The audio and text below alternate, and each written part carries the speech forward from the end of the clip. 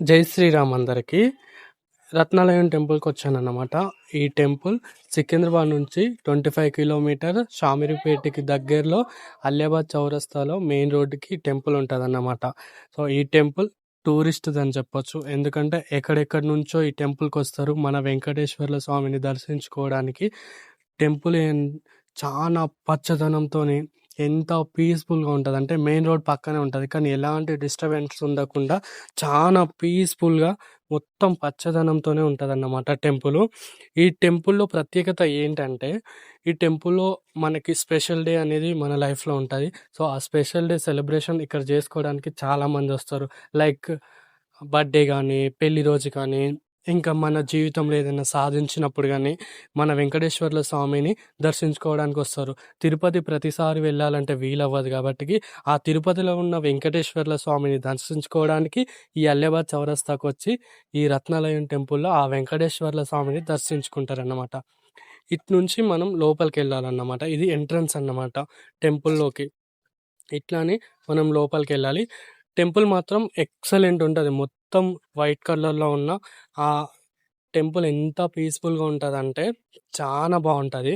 మనకి లెఫ్ట్ సైడ్‌లో వినాయకుడుంటాడు. రైట్ సైడ్‌లో హనుమంతుడుంటాడు. సో, మనం టెంపుల్‌కి ఎప్పుడెళ్ళినా సరే లెఫ్ట్ సైడ్ నుంచెళ్ళాలి. ప్రదక్షిణలు చేసినా సరే లెఫ్ట్ సైడ్ నుంచే చేయాలి. గుర్తుంచుకో గుర్తు లేకుంటే. అర్థమైంది గదా!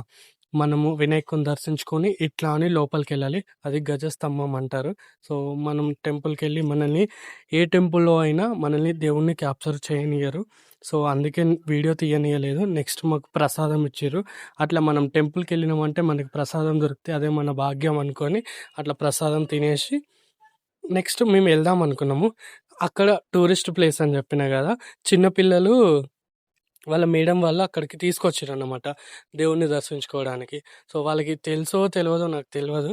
కానీ లైక్ వాళ్ళని చూస్తే చూడండి అసలు ఆ చిన్న చిన్న అడుగులతోని అంతా ఒకటే లెవెల్ ఉన్నారు వాళ్ళంతా. ఆ చిన్న పిల్లలు ఎంత ముద్దుగున్నారంటే ఎక్సలెంట్ ఉన్నారన్నమాట. గరుడ స్వామి మనకి వెంకటేశ్వర్ల స్వామి ఎదురుగానే ఉంటదన్నమాట. సో, మనకు అపోజిట్‌లో దేవుడుంటాడు.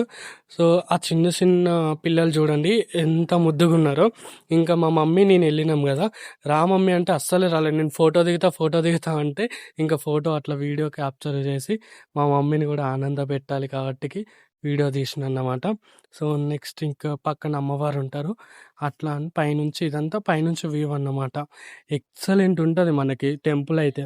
నాకెంతో ఇష్టమైన నా స్ట్రెంతు నాకు అన్నీ అతనే అనుకోని నమ్మి నా హనుమంతుడు ఉన్నాడు. సో, ఎట్లా మర్చిపోతా.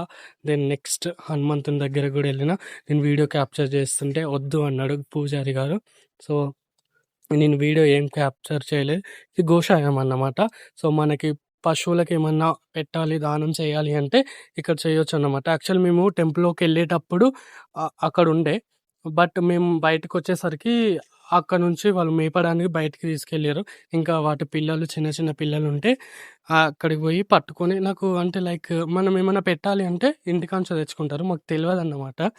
మేము అక్కడ కొంచెం గడ్డి ఉంది. ఆ గడ్డి తీసుకొని ఆ పిల్లల్ని చిన్న చిన్న ఆవు ఏదైనా ఆవే కాబట్టికి అట్లా చిన్న గడ్డి తినిపిచ్చి వీడియో కోసమని గాదు. నార్మల్‌గా నేను అట్లా చూపిచ్చినన్నమాట.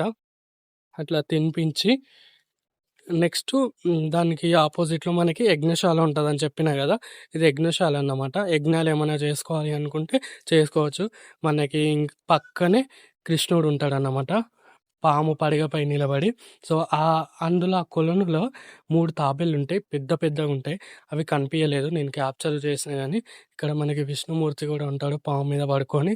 అందులో వాటర్ లేవు. దెన్ ఇది గోవిందనామాలు, త్రివిక్రచకం, శంకు అంటారు. తెలుసు గదా! ఈ రోజుకి ఈ వీడియో ఇంతే. నెక్స్ట్ వీడియోతో మళ్ళీ కలుద్దాం. ఓకే. బాయ్.